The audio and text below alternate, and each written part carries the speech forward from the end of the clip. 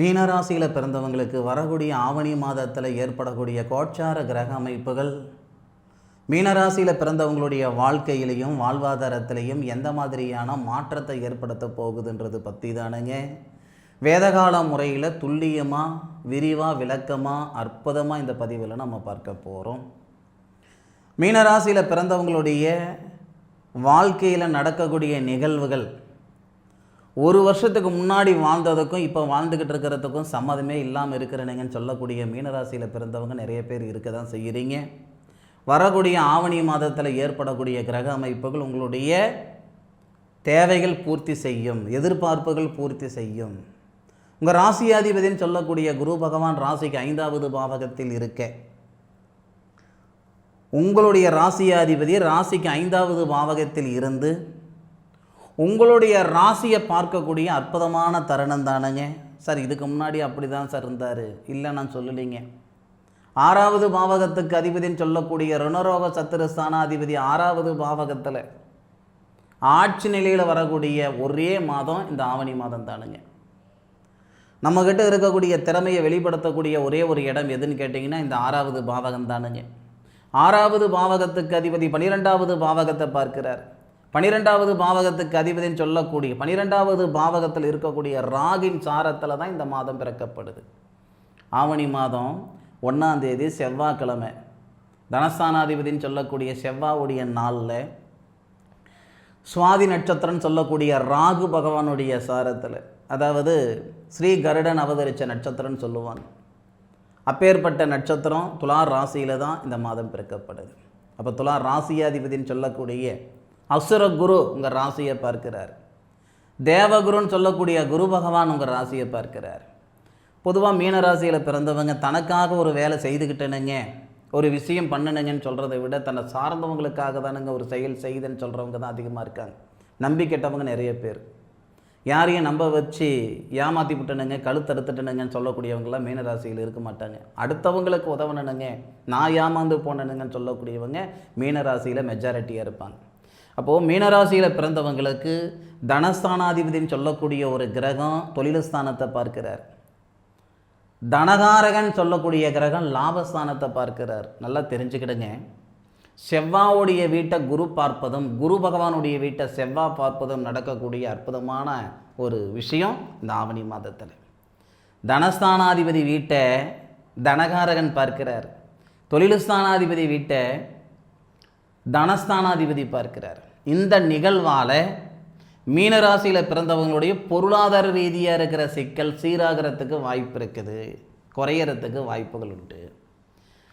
Sir பறக்க பறக்க பாடுபடுறேனே தவிர பாட்டுக்கு தகுந்த பலன் இல்லை, உழைப்பு இருக்குதே தவிர உயர்வில்லை, கஷ்டம் இருக்குதே தவிர கஷ்டத்துக்கு தகுந்த பலன் இல்லை, யாரோ பிழைக்கிறதுக்கு நான் கஷ்டப்பட்டுட்டு இருக்கிறேனுங்க, இன்னும் விரக்தியாகி எவனோ பிழைக்கிறதுக்கு நான் கஷ்டப்படுறேனுங்கன்னு சொல்லக்கூடிய மீனராசியில் பிறந்தவங்க நிறைய பேர் இருப்பாங்க.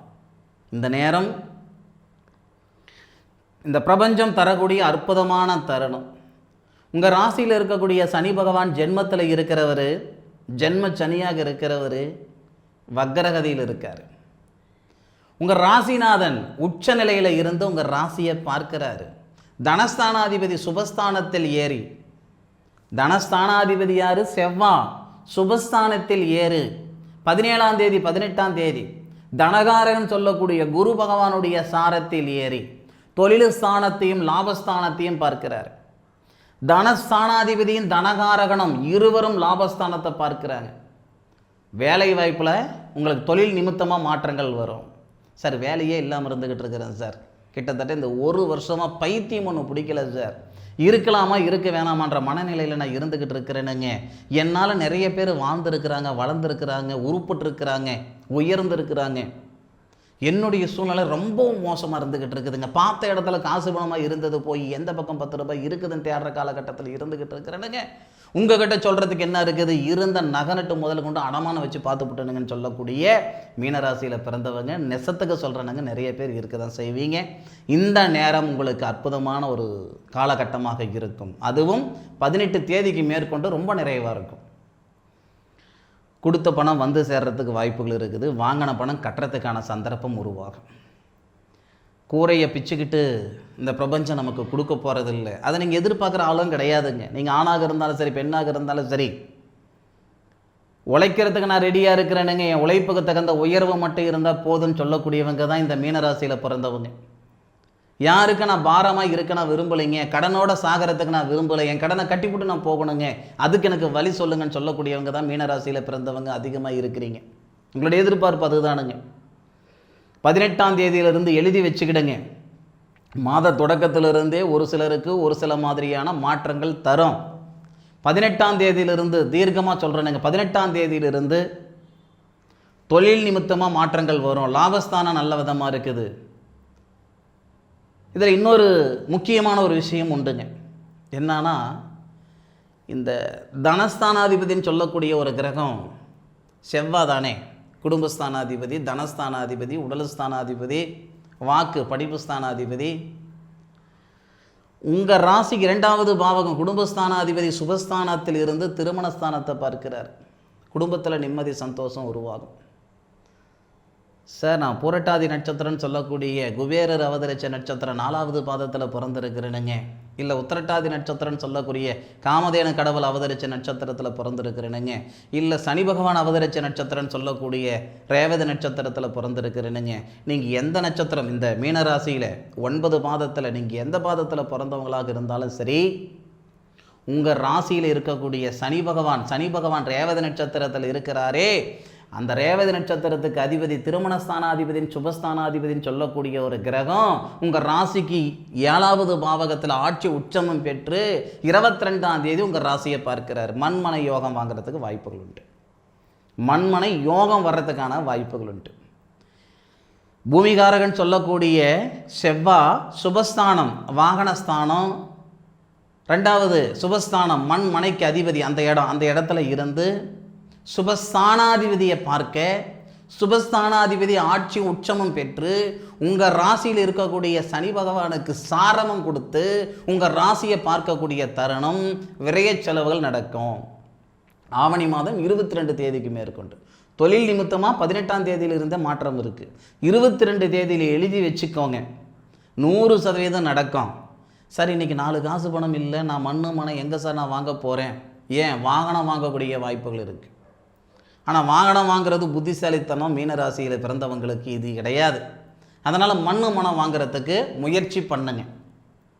வர்ற ஆவணி மாதம் 22ஆம் தேதியிலிருந்து ஒன்று வீடு வாசல் ஆல்ட்ரேஷன் பண்ணுற மாதிரி வரும், இல்லை வீட்டுக்கு பக்கத்தில் இருக்கிற இடம் நான் வாங்குறேனுங்க, வாங்கி விட்டனுங்கன்னு சொல்லுவீங்க, இல்லை ஒரு அப்பார்ட்மெண்ட்டில் அட்வான்ஸ் கொடுத்து இருக்கிறேனுங்க, அதாவது நிரந்தரமாக எனக்குன்னு ஒரு மனம் உருவாக்கிக்கிட்டேனுங்கன்னு சொல்லக்கூடிய சூழல் இந்த ஆவணி 22 தேதியிலிருந்து மீனராசியில் பிறந்தவங்களுக்கு ஏற்படும். படித்த படிப்பு, ஏன்னா தனஸ்தானாதிபதியாக படிப்பு ஸ்தானாதிபதியாக செவ்வாய், படிப்புக்காரகன் வித்தைக்காரகன் சொல்லக்கூடியவர் புதன். அப்போ புதன் படிப்பு ஸ்தானாதிபதி படிப்புக்காரகனை பார்க்கிறார், படிப்புக்காரகன் உங்கள் ராசியை பார்க்கிறார். இந்த சூழலால் படித்த படிப்புக்குண்டான உத்தியோக உயர்வு படிப்பு ஸ்தானத்தில் இருக்கக்கூடிய சூழல் ரொம்ப நல்ல விதமாக இருக்கும். மாணவ செல்வங்களுக்கு படிப்பில் தொந்தரவு இருக்குதா, இந்த நேரத்தில் சரியாக போயிடும். படிச்சுட்டுனுங்க வேலை வாய்ப்பு இல்லாமல் இருக்கிறேனுங்க, வெளிநாடு போகிறதுக்கே வாய்ப்பு இருக்குன்னு சொல்கிறேனுங்க. அதே மாதிரி இந்த 3வது பாவகத்துக்கு அதிபதினு சொல்லக்கூடிய கிரகம் யார்? சுக்கிரன் தானே. நம்ம ராசிக்கு சுக்கிர பகவான்ன்றது அசுரகுரு, தேவகுரு இல்லை. தேவகுரு நம்ம ராசியை பார்க்கிறாரு, அசுரகுரு நம்ம ராசியை பார்க்கிறாரு. போகாத இடத்துக்கு போனன்னு பேர் வந்தது, செய்யாத தப்புக்கு செஞ்சன்ற பேர் வந்தது, பழி ஒரு பக்கம் பாவம் ஒரு பக்கம்.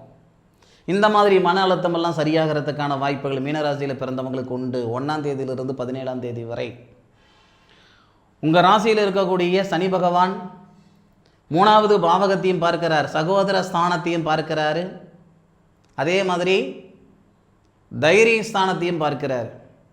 தைரிய காரகன் சகோதர ஸ்தானாதிபதினு சொல்லக்கூடிய கிரகத்தையும் பார்க்கிறார்.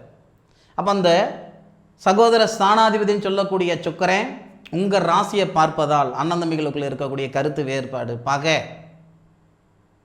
போகாத இடத்துக்கு போனன்னு பேர், செய்யாத தப்பு செஞ்சன்னு பேர், இந்த மாதிரியான சங்கடங்கள், வழக்க பிரச்சனை, காதலர்களிடையே கருத்து வேறுபாடு, கணவன் மனைவிக்குள்ளே இருக்கக்கூடிய கருத்து வேறுபாடு, இந்த பிரச்சனைகள் எல்லாத்துக்கும் ஒரு போகும் வழி வரப்போகுதுங்க. இது 1 தேதியிலிருந்து 17 தேதிக்குள்ளார நடந்துடும். திருமணகாரகன் சொல்லக்கூடிய கிரகம் யார்? சுக்கிரன் தான். திருமண ஸ்தானாதிபதி புதன்.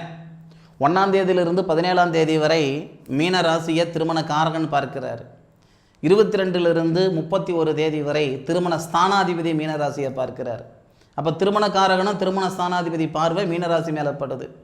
அப்போது இந்த திருமணத்தில் இருக்கக்கூடிய தடைகள் எல்லாம் நீங்க போகுது. 40 வருஷம் ஆகி போச்சு, எனக்கு கல்யாணம் நடக்கலை, நடக்குமா நடக்காதான்னு எனக்கு தெரியல. என் ஜாதகம் சம்சாரி ஜாதகமா இல்லை சன்னியாசி ஜாதகமானு எனக்கு தெரியல. சன்னியாசி ஜாதகமாக இருந்தால் சொல்லிவிடுங்க, நான் கல்யாணத்துக்கு முயற்சியாவது பண்ணாமல் இருக்கிறேன். போகாத கோவில் குளம் இல்லை, பண்ணாத பரிகாரம் இல்லை, நல்லது நடக்கலை சாமி. திருமணம் தான் நடக்கலை, போகட்டும் போ, மறுமணமாவது எனக்கு நடக்குமா? திருமணமே நடக்காமல் மறுமணம், யாருக்காவது வாழ்க்கை கொடுக்கலாம்னு இருக்கிறேனுங்க. நீங்கள் ஆணாக இருந்தாலும் சரி, பெண்ணாக இருந்தாலும் சரி. நம்ம ஊரில் நடக்காத விஷயம் இல்லை. கல்யாணமே பண்ணாத ஒரு பொண்ணு ஒருத்தருக்கு 2ஆம் தரமான கல்யாணம் பண்ணிக்கிறேனுங்க ஒருத்தரை அப்படின்னு சொல்கிறவங்களே நம்ம பார்த்துருக்கோம்.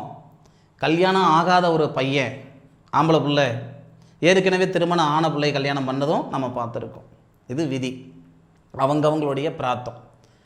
அந்த மாதிரி சூழல் இருந்தால் கூட எனக்கு பரவாயில்லைங்கன்னு நினைக்கக்கூடியவங்களுக்கு இல்லை உனக்கு மறுமணம் வேணாமியா, திருமண யோகமே நான் கொடுத்து போடுறேனுங்க இந்த பிரபஞ்சம் சொல்லக்கூடிய வாய்ப்பு. சரியா? அதே மாதிரி திருமண ஸ்தானாதிபதி நம்ம ராசியை பார்க்கிறாருன்னு சொல்லிட்டேனுங்க. இந்த புத்திரஸ்தானாதிபதின்னு சொல்லக்கூடிய கிரகம் அவர் தானே, யார்? புதன் தானே. மீனராசாரி புத்திரஸ்தானாதிபதி சந்திரன். புத்திர காரகன் தான் நமக்கு குரு. கரெக்டாக 16ஆம் தேதி, சரியா? 16ஆம் தேதி நல்லா கேட்டுக்கோங்க. 16, 17, 18 3 நாள் புத்திரஸ்தானாதிபதின்னு சொல்லக்கூடிய ஒரு கிரகம் சந்திரன் உங்கள் ராசிக்கு வர, புத்திரஸ்தானாதிபதி உங்கள் ராசிக்கு வர, உங்கள் ராசிநாதன் தான் புத்திர காரகன், அவர் புத்திரஸ்தானத்தில் ஏற. அப்போது கிரக பரிவர்த்தனை, புத்திரஸ்தானாதிபதியும் புத்திர காரகனும் கிரக பரிவர்த்தனை. புரட்டாதி நட்சத்திரத்தில் சந்திர பகவான் 4வது பாதத்துக்கு உத்திரட்டாதி நட்சத்திரம் 4 பாதத்தை கிடக்கணும். அதாவது கிட்டத்தட்ட 2.25 நாள், 16, 17, 18 அந்த 2.25 நாளில் இந்த மீனராசியில் பிறந்தவங்களுக்கு தீராத புத்திர பாக்கிய தடை தீரப்போகுது.